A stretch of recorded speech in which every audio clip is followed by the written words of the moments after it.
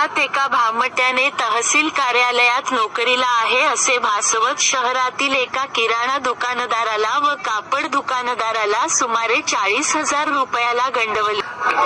माझ्या घरी कार्य आहे त्याकरिता मला खरेदी करायची आहे असे सांगून शहरातील स्थानिक आचारी व एका कॅन्टीन चालकाला विश्वासात घेत त्याने दोन्ही दुकानातून खरेदी केली व शहरातील दोघांना खरेदी व्यवहारात मध्यस्थ करून पळ काढला तर एका वाहन चालकाची वाहन दिवसभर भाड्याने चालवत व 100 रुपये हातावर ठेवत गोळा केलेल्या मालासह पळ काढला. शहरात चर्चांना उधाण